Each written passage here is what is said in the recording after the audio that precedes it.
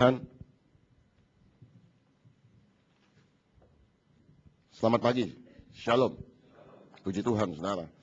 Saya menggantikan gembala saudara, Pak Yupo, beliau berhalangan.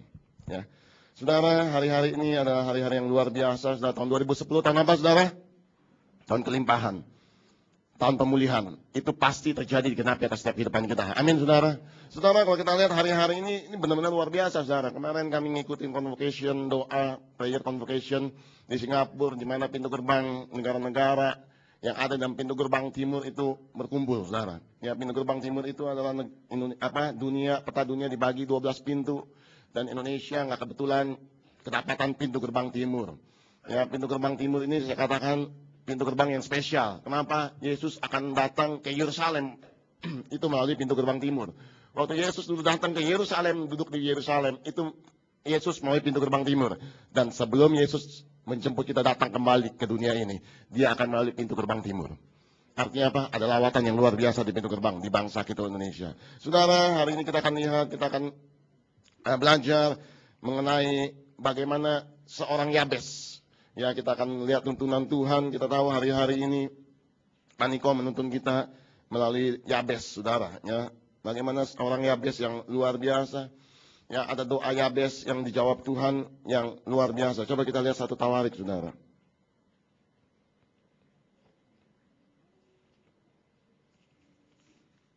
Satu Tawarik 4.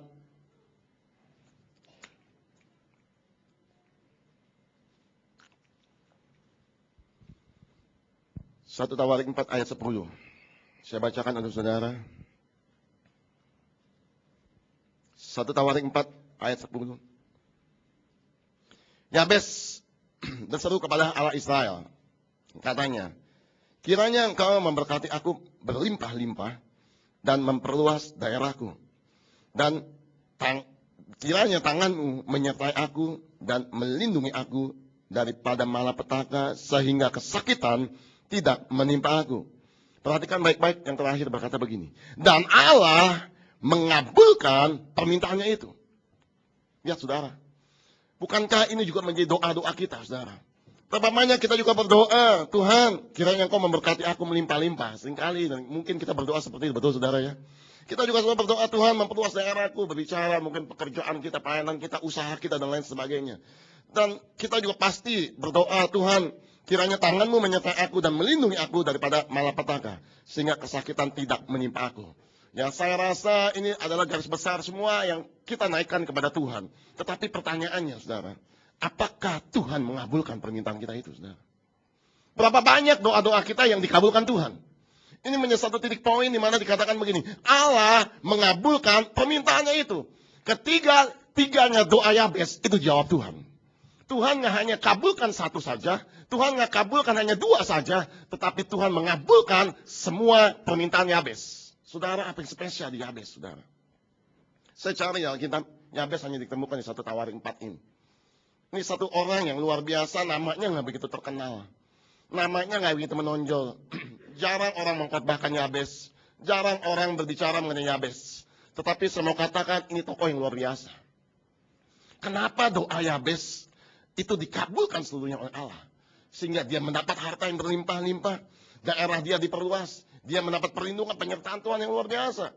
Ini yang kita doakan dan ini yang kita rindukan. Supaya ini juga terjadi atas setiap kehidupan kita. Saudara, kuncinya kenapa setiap doa Yabes itu dikabulkan oleh Allah. Itu ada di ayat 9, saudara. Dikatakan begini, Yabes lebih dimuliakan daripada saudara-saudaranya. Ternyata kenapa Allah mengabulkan semua doa Yabes? Ternyata Yabes lebih dipermuliakan daripada yang lain. Yabes lebih dipermuliakan daripada saudara-saudaranya. Pertanyaannya buat kita pagi hari ini. Kenapa Yabes lebih dipermuliakan daripada yang lain? Jadi kuncinya kalau kita lihat, kalau saudara mau setiap doa-doa kita semua dijawab Tuhan. Kita harus dipermuliakan Tuhan lebih daripada yang lain. Kalau kita memuliakan Tuhan, itu biasa dan memang kita harus permuliakan Dia karena Dia layak untuk dipermuliakan. Kita selalu menyanyi, kita selalu menyembah, kita selalu memuji Dia, kita permuliakan Dia. Tetapi pertanyaannya, bagaimana supaya Dia memuliakan kita? Kalau Tuhan sudah memuliakan kita, saya mau katakan kita seperti Yabes. Setiap doa kita akan dikabulkan Tuhan. Kita akan belajar pagi hari ini bagaimana supaya kita dipermuliakan daripada Tuhan. Kita dipermuliakan oleh Tuhan lebih daripada yang lain. Saudara, jalan menuju kepada kemuliaan itu memang gak gampang. Setiap daripada kita ketahuilah baik-baik saudara, Tuhan sedang dan Tuhan rindu untuk dia bawa kepada kemuliaan itu saudara. Tetapi jalan menuju kemuliaan memang itu tidak gampang, dan seringkali anak-anak Tuhan begitu jalan menuju kepada kemuliaan, mereka mulai takut, mereka mulai bimbang. Saudara, gampangnya aja begini saudara. Sebentar lagi kita akan merayakan Paskah.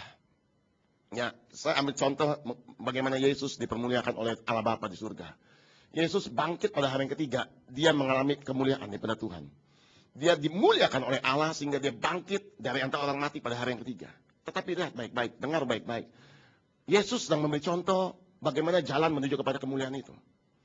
Pada saat Yesus ingin dipermuliakan oleh Allah Bapa, dia nggak jalan dengan begitu mudahnya, saudara. Ada jalan-jalan, ada penderitaan-penderitaan yang dia harus lalui. Yang kita lihat pertama, Yesus ada di Taman Getsemani. Di Taman Getsemani dia berdoa, kenapa? Karena dia tahu di depan dia akan ada hal-hal yang nggak enak, yang dia harus hadapi. Dia harus pikul dosa manusia. Dia harus ada di kayu salib. Yang sampai itu dia ada di Taman Getsemani.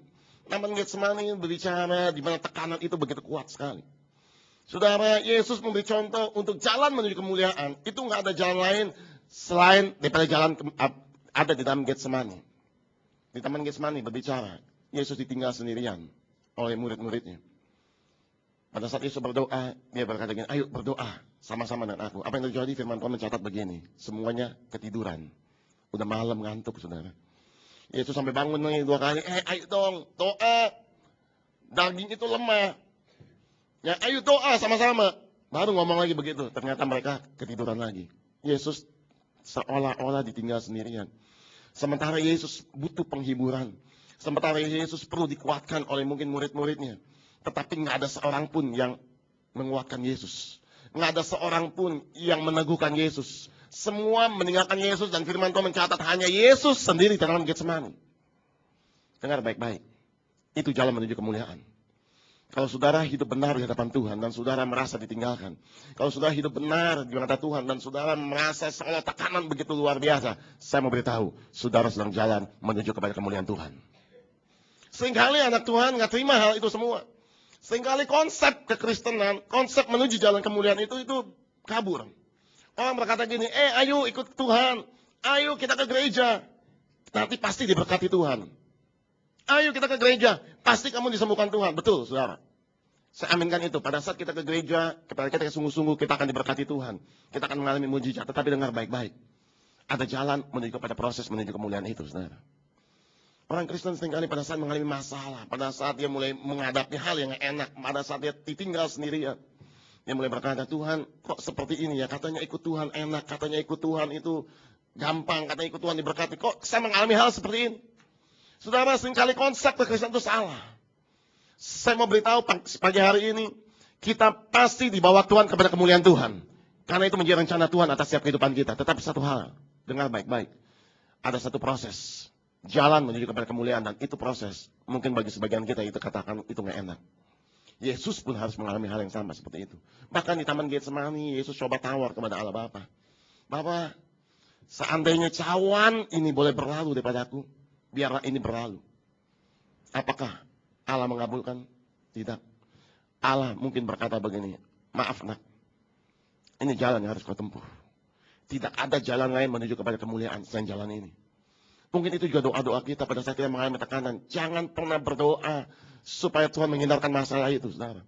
Tapi berdoa supaya Tuhan memberi kekuatan buat setiap masalah yang ada. Mungkin kita mengalami masalah dan kita berkata, Tuhan, hindarkan masalah ini. Tuhan, kenapa masalah ini terjadi? Tuhan, coba lalukan masalah ini. Tuhan sedang berkata pada setiap kita, maaf nak, nggak ada jalan lain menuju jalan kemuliaan. Selain engkau ini harus kau jalani.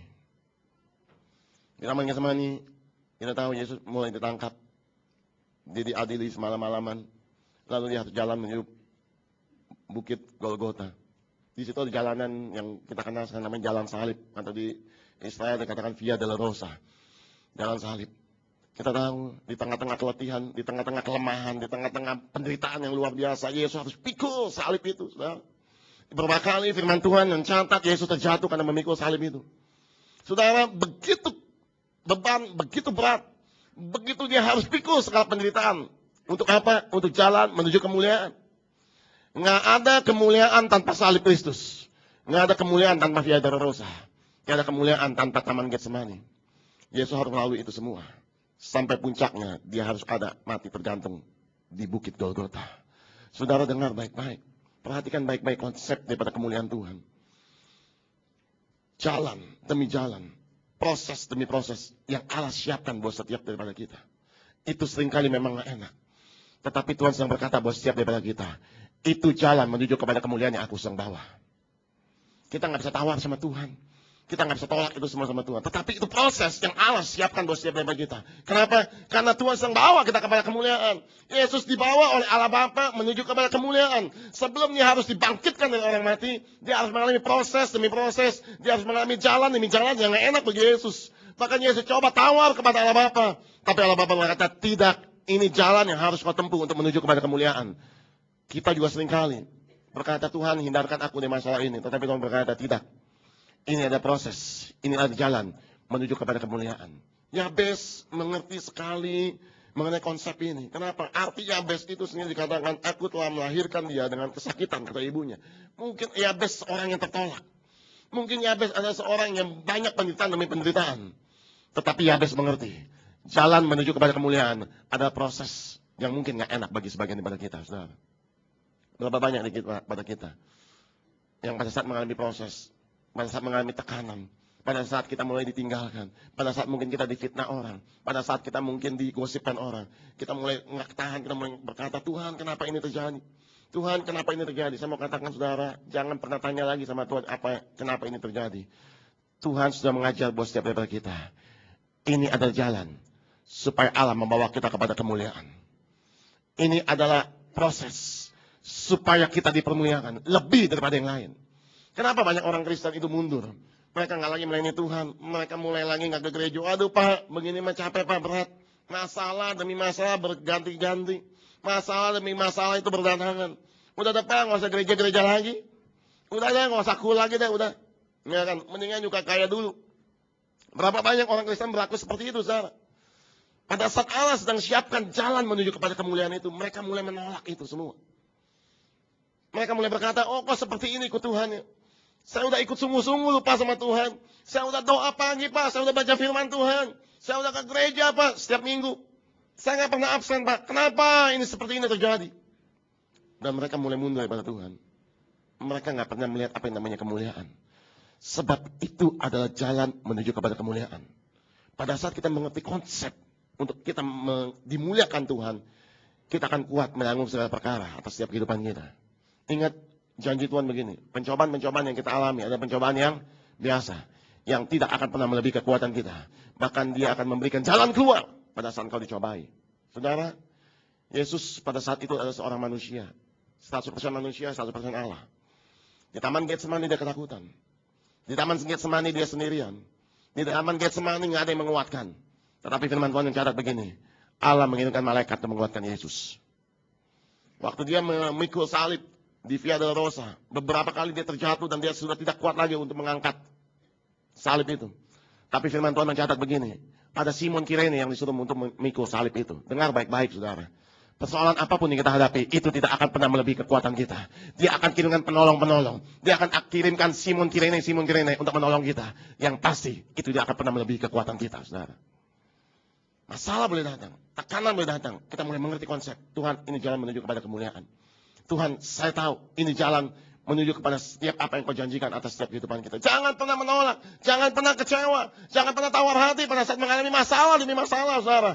Tapi justru kita sukacita. Kenapa? Karena di balik itu semua ada kemuliaan yang Tuhan siapkan buat setiap daripada kita. Di balik itu semua ada kemuliaan Tuhan yang Tuhan berikan buat setiap daripada kita. Ada kemuliaan yang menanti atas setiap kehidupan kita. Saudara, Yabes mengerti konsep ini. Mari hari-hari ini kita kejar supaya Tuhan memuliakan kita lebih daripada yang lain. Sehingga doa-doa kita dijawab Tuhan. Mungkin doa-doa setiap orang-orang Kristen sama. Kita berdoa yang sama. Tetapi intinya adalah, pertanyaannya adalah, seberapa banyak doa yang dijawab Tuhan? Pada saat kita dipermuliakan Tuhan, Setiap doa-doa kita pasti dijawab Tuhan. Allah akan mengabulkan permintaannya itu semua. Saudara, saya bayangkan begini, saudara. Banyak orang-orang Kristen yang berdoa, setiap hari mereka meminta sesuatu. Mungkin di surga, saudara, itu mungkin ada mesin fax kali ya, saudara ya. Ya ada doa si A, masuk nih fax. Begitu banyak ribuan doa yang masuk di mesin faxnya Tuhan. Kira-kira gitu saya ilustrasikan, saudara. Begitu banyak ratusan, mungkin ada ribuan lembar kertas fax yang masuk setiap hari di surga. Tetapi pasti ada seorang malaikat yang mensortir kertas-kertas fax doa itu. Dan hanya orang-orang yang mendapat kemuliaan daripada Tuhan, itu yang akan masuk ke meja Tuhan. Dan Tuhan akan mengabulkan semuanya itu. Pertanyaannya, di mana kertas fax doa kita hari-hari ini? Apakah doa-doa kita hanya sekedar kita naikkan kepada Tuhan dan kita nggak pernah lihat apa yang namanya jawaban doa? Apakah sampai kita berdoa dan kita nggak pernah melihat apa yang Tuhan kabulkan dalam setiap doa kita? Kenapa? Mungkin kita nggak melakukan seperti apa yang Yabes lakukan. Yabes mengerti konsep menuju kepada kemuliaan. Yabes mengerti konsep menuju jalan kemuliaan, ada proses yang enak. Proses Via Dolorosa, proses Golgota, proses Taman Getsemani. Saudara dengar baik-baik hari-hari ini. Hadapi masalah bersama dengan Tuhan. Jangan pernah mundur buat setiap masalah yang ada. Karena itu jalan menuju kepada kemuliaan Tuhan. Yang kedua, saudara, Maniko hari-hari tekankan buat setiap kita mengenai ketaatan, saudara. Saya lihat ada tokoh yang luar biasa juga di dalam Kejadian 6, saudara. Ya, Kejadian 6 ayat 9 kita sudah tahu kisahnya. Adalah Nuh, saudara. Dari sekolah minggu kita sudah kenal ya Nuh, saudara. Di sini dikatakan gini, Nuh adalah seorang yang benar dan tidak bercela di antara orang-orang zamannya. Dan Nuh itu hidup bergaul dengan Allah. Saudara, Nuh mendapat kemuliaan daripada Allah. Nuh mendapat perlakuan khusus daripada Allah sebagaimana Yabes. Saudara, kalau kita mendapat perlakuan khusus daripada Tuhan, saudara, dengar baik-baik, doa-doamu pasti jawab Tuhan. Kau akan mengalami satu hal yang luar biasa atas setiap kehidupan kita. Nuh mengalami satu hal yang luar biasa. Dia mendapat perkenanan Tuhan. Dia mendapat kemuliaan daripada Allah Bapa. Kenapa? Dari sekian banyak manusia di muka bumi pada saat itu, Nuh yang diselamatkan Tuhan dan keluarganya. Coba apa yang spesial di mata Nuh, saudara? Dari sekian juta orang, mungkin memang nggak sebanyak sekarang manusia pada saat itu. Tetapi mungkin saya percaya sudah ada jutaan orang yang ada di muka bumi. Tetapi Allah berkata gini, sudah banyak kejahatan manusia. Aku akan membunuh semua manusia. Tetapi hanya Nuh dan keluarganya yang diselamatkan Tuhan. Nuh mendapat kemuliaan. Nuh dipermuliakan lebih daripada yang lain bahasanya. Apa yang spesial di mana Nuh, saudara? Nuh adalah orang yang taat. Mana kau tekankan bahwa setiap kita hari-hari kita taat sama Tuhan. Lebih lagi, saudara. Taat. Kenapa saya katakan Nuh taat luar biasa? Nuh disitu bangun batra, saudara. Bangun batra itu bukan perkara yang gampang. Bangun batra itu ada di satu tempat yang orang mungkin katakan pegunungan. Dia bangun tempat itu letaknya bermil-mil jauhnya, ratusan kilometer dari pinggir tepi pantai. Nggak ada masuk akal untuk membangun sebuah batra besar di tengah-tengah tempat di mana jauh daripada pantai. Saudara perlu tahu berapa lama Nuh bangun batra, saudara? Sebulan? Setahun? 10 tahun? 150 tahun Nuh bangun batra. Apakah Nuh didukung sama banyak orang? Tidak. Orang berkata apa? Nih Nuh udah gila. Ya kan? Kalau bahasa sekarang, kalau orang ibu-ibu pada ngobrol, jeng gitu kira-kira. Tahu gak tuh Nuh yang di pojok sejalan itu? Itu udah begini nih. Kira-kira begitu, saudara. Nuh diomongin orang, udah gila sih Nuh. Bangun perahu gede gitu. Mau dibawa kemana itu? Bayangin, saudara. Saya baca di riwayat Nuh ini. Tidak ada satu ayat pun yang menanyakan kepada Tuhan. Nuh gak pernah nanyakan Tuhan. Nuh gak pernah ragu-ragu sama Tuhan. Dia taat sama Tuhan. Nuh bangun batra ini. Enggak Tuhan. Bahasa Jawanya, saudara. Batranya panjang segini, lebar segini, tinggi segini, sekat dengan ruangan-ruangan segini. Enggak Tuhan. Nggak tanya, kenapa mesti panjang segini Tuhan? Kenapa lebarnya nggak segini aja? Kenapa nggak bikinnya di pinggir pantai Tuhan? Nuh nggak pernah tanya seperti itu, saudara. Dia taat melakukan apa yang menjadi perintah Tuhan. Ini kuncinya, Nuh mengalami perkenanan Tuhan. Ini kuncinya, Nuh dipermuliakan lebih daripada yang lain, saudara. Bagaimana dengan kita hari-hari ini, ketaatan kita, saudara? Saya mau bilangin baik-baik begini. Seringkali perintah Tuhan semuanya nggak pernah masuk akal atas kehidupan kita. Tetapi pada saat kita melakukan, di situ kita akan mendapatkan tantangan Tuhan yang luar biasa. Nuh nggak pernah mengalami masuk akal untuk menerima perintah Tuhan. Nuh punya alasan 1001 macam cara untuk menolak apa yang Tuhan perintahkan. Karena semuanya nggak masuk akal. Nuh nggak didukung sama orang lain. Nuh bahkan dibilang orang gila. Nggak ada satu orang pun yang bantu Nuh. Hanya keluarganya, ketiga menantunya, dan ketiga anaknya yang bantu dia bekerja. Makanya sampai 150 tahun, saudara. Dan Nuh harus bangun batu jauh daripada pantai. Nggak ada masuk akal semua. Tetapi justru disitulah perintah Tuhan itu buat setiap daripada kita. Saya bersaksi, saudara, mengenai ketaatan ini. Saya belajar, saudara, hari-hari mengenai ketaatan. Waktu awal bulan tahun 2010 ini, saudara, awal bulan Januari maksud saya, awal tahun, itu di telinga saya, itu bunyi suara kuat sekali, KKR di Pademangan. KKR di Pademangan. Saya nggak ngerti, saudara. Saya ke kamar mandi, itu dengar. Saya mau tidur, itu dengar terus. KKR Pademangan, KKR. Tuhan, saya nggak ngerti, Tuhan, dan saya nggak mampu. KKR. Saya nggak punya bayangan, saya nggak punya konsep mengenai KKR. Tapi saya mau katakan ini, Tuhan, saya mau taat, Tuhan. Lakukan apa yang menjadi bagianmu. Saya mau taat. Bergulir waktu, saudara. Saya masih nggak ngerti, cuma saya mau katakan, Tuhan, saya mau taat. Dan suara itu terus ada di telinga saya, KKR di Pademangan, KKR di Pademangan. Singkat cerita, waktu setahun yang lalu, saya sudah mengumpulkan hamba-hamba Tuhan se-daerah Pademangan, Raja Wali, Ampera, Hidup Baru, saudara. Maka kita singkat Paradise, ya, Paradise, surga, Pademangan, Raja Wali, industri dan sekitarnya, saudara, singkatannya. Ya, FKHT, Forum Komunikasi Hamba Tuhan. Saya kumpulkan ada beberapa gereja, sudah ada 12 gereja yang terkumpul dari GIA, GSJA, GPDI, segala ada semuanya, depannya G semua, dan saudara. GPDI, semua macam-macam gereja kumpul. Kami pernah lakukan itu dan kami pernah membagikan sembako murah setahun yang lalu di Pademangan bersama dengan gereja-gereja lain. Akhirnya pada saat itu ada vakum setahun, saudara. Kami nggak ada kegiatan, kami jarang kontak, kami nggak kontak satu sama lain. Pada satu hari itu, si ibu itu dari gereja lain, dia telepon ke saya. Kebetulan saya ketuanya memang, saudara. Pak, kita udah lama nih yang nggak kumpul-kumpul lagi nih. Oh iya nih Bu, aduh kebetulan sekali gitu. Ya kan, oke Bu, ibu teleponin dah gereja-gereja yang lain. Kita kumpul ya Bu ya, hari Selasa waktu itu saya ingat. Oke, kita kumpul. Di tempat makan aja Bu, saya katakan. Soal biasa kalau kumpul di tempat makan, yang datang rame, saudara. Ya udah kita kumpulin tempat makan. Kita kumpul tempat makan, siangnya di SMS saya, Pak, ada dari gereja lain mau sharing sama kita, boleh ya? Ya saya bilang boleh, silakan. Mereka datang. Akhirnya kami berkumpul, saudara, malam hari itu beberapa gereja, ya sudah lama kita nggak kumpul, dan ada juga beberapa yang dari gereja lain yang nggak pernah kami lihat sebelumnya. Lalu pada saat kami makan, kami ngobrol, orang ini memperkenalkan diri. Dia itu dari KPPI, ada kebaktian, pujian dan penyembuhan ilahi. Pelayanan daripada gereja ini adalah mereka adakan KKR di daerah-daerah dimanapun berada dengan mengumpulkan gereja-gereja. Konsepnya sama seperti gembala sidang kita lakukan, Pak Niko. Kumpulkan gereja-gereja, KKR sama-sama. Nah pada saat itu dia berkata gini, Pak, kami berdoa, dan kami disuruh Tuhan. Kami rindu untuk KKR ada di Pademangan. Saya langsung bulu kuduk saya merinding, saudara. Saya nggak tanya, tunggu ya saya doa dulu. Saya nggak tanya, nunggu ya saya pikir dulu. Nggak, saya langsung bilang, ya ini yang saya dapat dari Tuhan. Saya katakan, ini klop. Ayo sama-sama jalan. Dan ini bergulir waktu, saudara.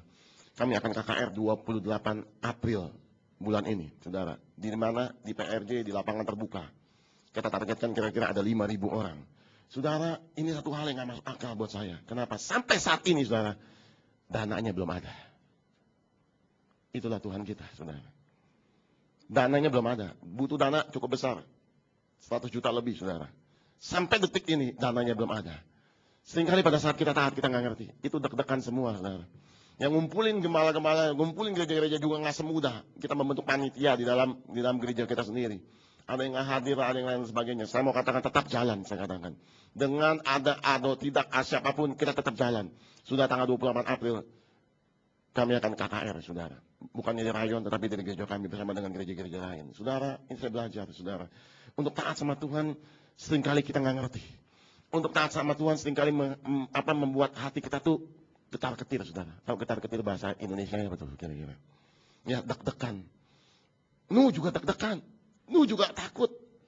Sama seperti apa yang saya alami. Saya sekarang juga begitu, saya begitu takut. Tapi saya percaya, Tuhan pasti sanggup memenuhi segala keperluan ini. Bahkan kemarin saya sempat agak marah sama kemarin gembala-gembala yang lain, saudara. Kenapa? Setiap kali pertemuan yang dibahas adalah proposal. Setiap ketemu proposal. Kenal gak sama orang itu? Orang kaya gitu kira-kira, saudara. Kenal gak sama perusahaan itu? Perusahaan gede. Saya setiap pertemuan begitu saya cukup marah. Saya bilang jangan pengharapan kita sama manusia, saya katakan. Proposal boleh dibikin dengan baik, tapi pengharapan kita tetap di dalam Tuhan. Saya mau katakan begini. Kalau proposal 10 itu diajukan, 10-10-nya nggak ada yang kasih sumbangan, apakah KKR ini berhenti? Saya bilang. Karena kita nggak ada dana. Saya bilang, jangan mengharap kepada manusia. Jangan berharap kepada orang-orang yang punya uang. Tapi berharap kepada Yesus yang punya segala-galanya. Beri kemuliaan buat Allah kita. Mata mereka, konsep mereka berubah. Seringkali pada saat kita mengalami satu masalah, yang kita cari apa pertolongan tangan manusia yang lebih gampang kita lihat. Kita lupa kita punya Tuhan yang luar biasa. Mereka mau ajukan proposal dan sebagainya. Saya bilang silakan, tetapi mata hati kita jangan tertuju kepada proposal. Mata hati kita tertuju sama Tuhan. Dia sanggup buka jalan. Dia sanggup buka jalan 2002 macam cara, saudara. Bukannya 1001 macam cara lagi. Saya katakan itu. Sudah, jangan kita lihat proposal. Jangan semua coba siapa yang kenal itu, siapa yang kenal itu. Saya nggak suka seperti itu. Kenal sama Tuhan kita. Dia Allah yang sanggup memenuhi segala kebutuhannya. Saya katakan gitu. Kalau proposal dibikin semua nggak ada yang sumbang, apakah KKR mau berhenti? Saya bilang. Ya kan, maaf, KKR nggak jadi. Kenapa? Kita nggak ada dananya. Miskin amat Tuhan kita ya.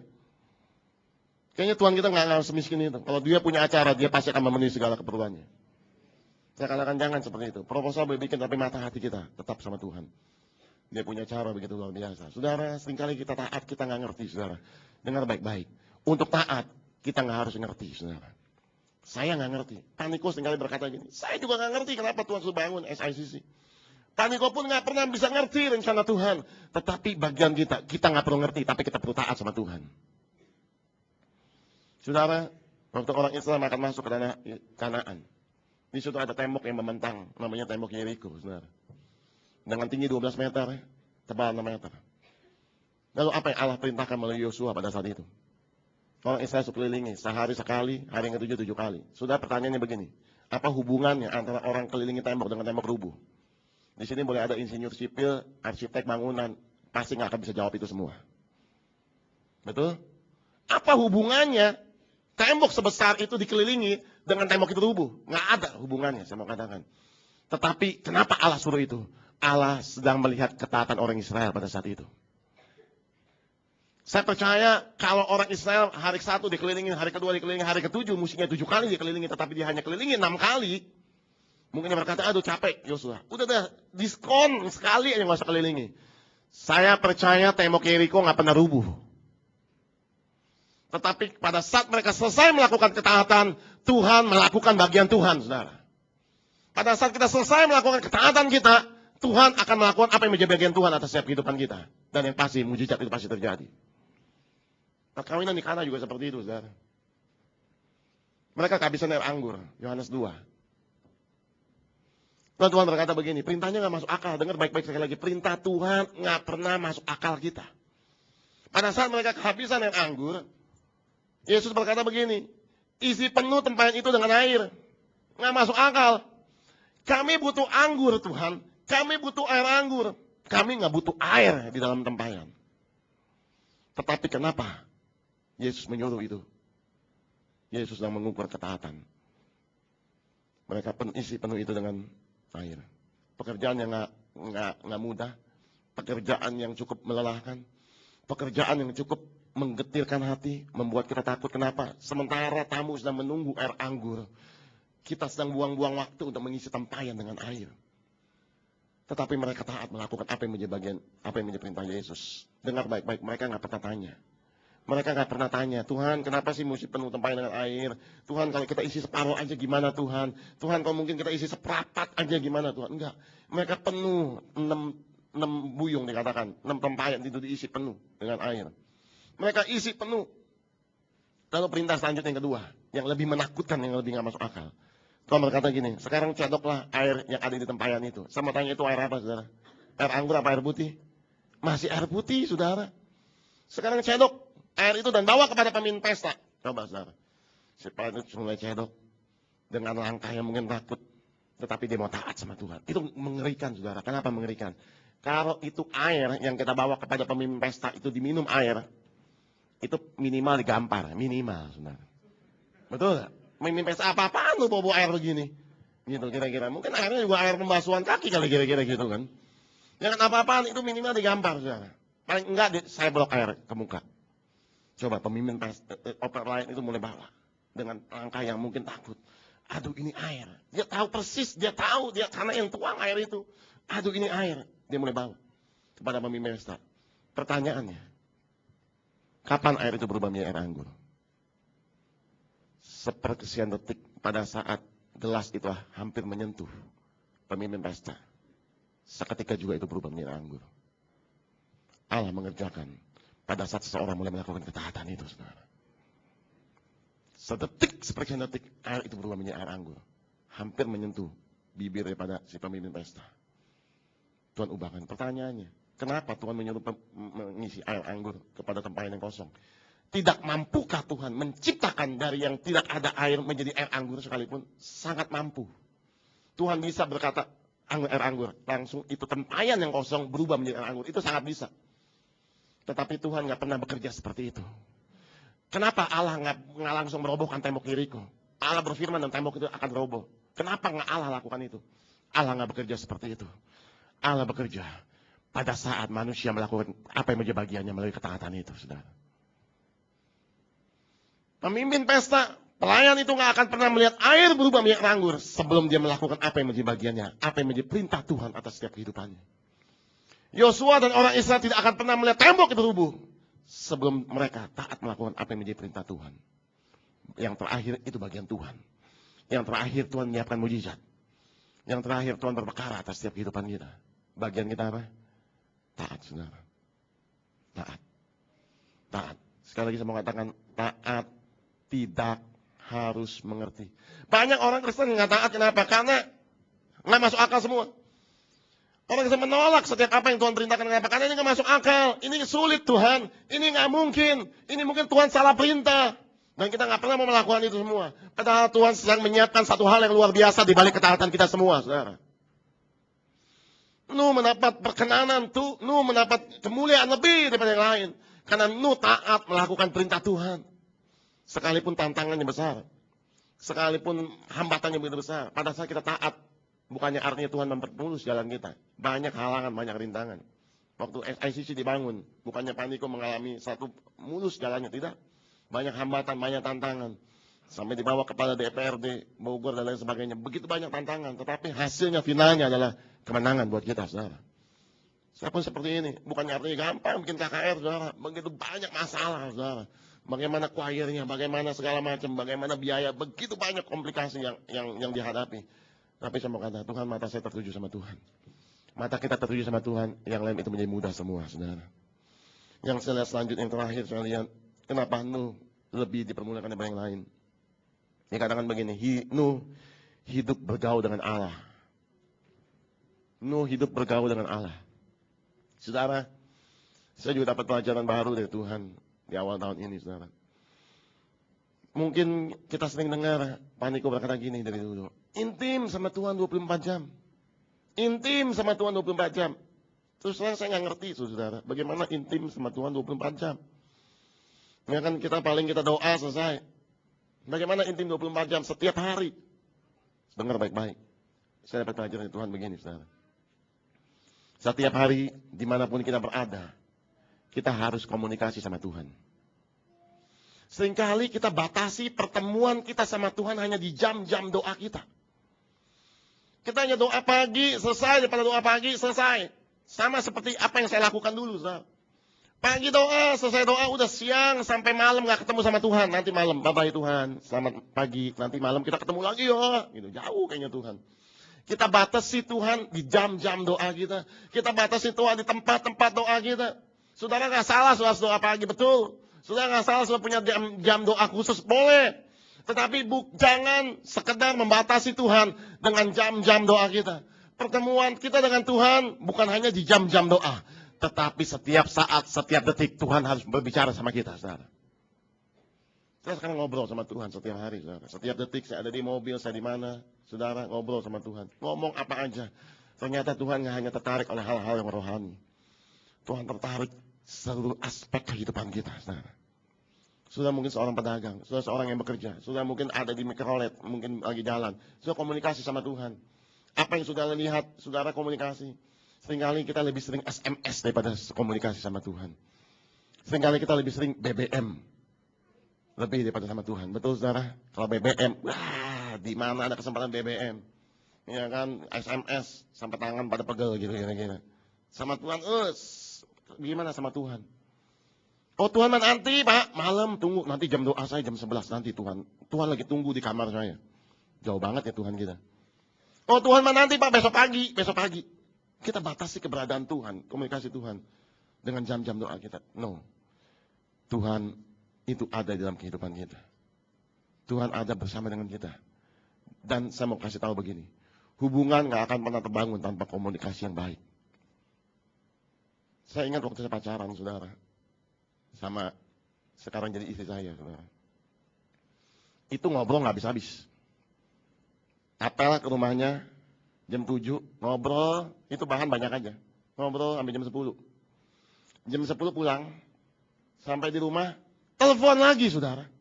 Sampai jam 12. Bukannya seminggu sekali. Kita ke gereja seminggu sekali. Kalau itu mengobrol setiap hari, bahannya ada aja. Hubungan itu mulai ada pada saat kita membangun komunikasi. Dengar baik-baik, hubungan kita sama Tuhan gak akan pernah terjalin dengan baik tanpa komunikasi setiap saat, saya mau katakan. Bukannya setiap pagi, bukannya setiap malam, setiap saat. Dan itu melatih pendengaran saya, suara Tuhan. Kita ngobrol, saudara, kadang-kadang bercanda. Kita sama Tuhan itu sahabat. Kita sama Tuhan itu kita anaknya. Coba saudara yang punya anak. Gak pernah ngobrol sama kita, coba. Gimana rasanya? Anak paling datang begini, Pak, minta duit, dikasih goceng. Sampai besok gak pernah ngomong lagi sama kita. 2 hari datang lagi, Pak, minta duit, kasih lagi 10.000. Gak pernah ngomong lagi apapun. Besok baru datang minta duit, coba. Kadang-kadang kita seperti itu sama Tuhan. Kalau ada keperluan, kita doa sama Tuhan. Selebihnya kita gak pernah komunikasi. Kita itu bersahabat sama Tuhan. Kita itu punya Bapa yang luar biasa. Kembangkan komunikasi sama Tuhan. Apa aja saudara boleh bicara. Apa aja saudara boleh nanya Tuhan. Dia nggak tertarik oleh hal-hal yang rohani saja. Dia tertarik aspek kehidupan kita. Saudara di tempat kerjaanmu, kalau di mikrolet, saudara boleh komunikasi. Engkau lihat mobil bagus, saudara boleh ngobrol sama Tuhan. Tuhan, mobil bagus banget Tuhan. Mau tuh kayaknya. Boleh ngobrol. Saudara bisa bercanda sama Tuhan. Saudara ngomong apa, saudara ngomong. Saya lakukan itu, saudara. Baru kurang lebih selesai 1 bulan. Setiap hari saya ngobrol sama Tuhan. Kadang-kadang saya duduk, Tuhan kau luar biasa Tuhan. Tuhan kau ajaib. Kadang-kadang saya ngeliat sesuatu, Tuhan. Itu orang kenapa begitu ya? Kita ngobrol sama Tuhan. Memang nggak setiap kali Tuhan jawab, tapi banyak kali Tuhan jawab, banyak kali Tuhan ajar kita, saudara. Seringkali dulu saya harus merenungkan firman Tuhan sampai lama untuk saya dapat firman Tuhan. Tetapi sekarang saya begitu mudah dapat firman Tuhan. Kenapa? Setiap hari Tuhan berfirman buat saya. Setiap hari ada hal-hal yang baru, saudara. Yang Tuhan berikan. Itu yang Tuhan mau buat setiap daripada kita. Bergaul erat dengan Tuhan. Dengar baik-baik. Kekristenan bukan agama. Kalau kita menganggap kekristenan sebagai satu agama, kita rugi besar. Kekristenan adalah hubungan kita dengan pencipta langit dan bumi. Kekristenan adalah hubungan kita berjalan bersama dengan Allah Bapa. Kalau Tuhan bersama dengan kita, siapa lawan kita? Orang Batak bilang, sing tiada lawan. Itu bersama dengan Tuhan kita. Mari hari-hari ini kembangkan komunikasi kita sama Tuhan, saudara. Apapun kebicaraan, kalau lagi masak, kalau lagi di pasar, kalau mau beli bawang, nanya Tuhan, ngobrol sama Tuhan. Tuhan bawang mahal ya sekarang, silakan suruh ngobrol. Tuhan, kita bukannya sok ngeroh, bukan saudara, tapi itu yang Tuhan mau atas setiap kehidupan kita. Dia rindu, dia berkomunikasi sama anak-anaknya. Coba kita seorang bapak, seorang tua, berapa rindu kita berkomunikasi sama anak kita. Kita mau nanya anak kita mau dengar anak kita cerita. Ada masalah apa di sekolah, kita mau dengar dia cerita pada saat dia senang. Kita mau dengar dia cerita pada saat dia mengalami masalah di sekolahnya. Kita rindu dia bercerita dan kita mau komunikasi dengan anak kita. Begitu juga dengan Allah Bapa kita di surga. Dia rindu untuk komunikasi dengan kita. Bahkan saya hari-hari ngalami, Tuhan itu bisa diajak bercanda, saudara. Tuhan itu kita bisa ngobrol, kita bisa bercanda. Tuhan itu bukannya jauh. Bukannya, waduh mau doa, tutup pintu, wah lipatkan tangan, tutupkan mata. Gitu. Makanya Tuhan yang jauh. Waduh kayaknya jauh banget ya Tuhan ya. Padahal Tuhan lebih dekat daripada baju yang kita pakai, saudara. Ngobrol sama Tuhan, bercanda sama Tuhan. Nggak dosa lu bercanda sama Tuhan, saudara. Anak saya aja suka bercandain saya. Saya nggak marah tuh. Ya kan, kadang-kadang saya cerita banyak sama anak saya. Mak, anak saya bilang begini, siapa? Gitu kan. Ya saya jawab lagi, saya jelasin ini. Siapa yang nanya? Gitu, saudara. Coba bayang, nggak langsung, wah di anak orang aja, bisik. Enggak kan? Ya, paling saya bilang, ya nanti ya, papa balas. Gitu kan kira-kira. Kita bercanda. Tuhan kita juga Tuhan yang mau bercanda. Saya sering bercanda sama Tuhan. Saya sering bercanda, saya sering ngobrol. Saya bercanda sama Tuhan, nggak dosa bercanda sama Tuhan. Dia senang. Saya tahu dia senang. Oh saya mau olahraga, ya kan? Ayo Tuhan sama-sama olahraga sama saya. Biar Tuhan badannya jadi, biar Tuhan badannya jadi gede, saya bilang gitu. Yang bercanda, kita ngobrol sama Tuhan, saudara. Itu Tuhan yang luar biasa. Setiap hari dia berfirman.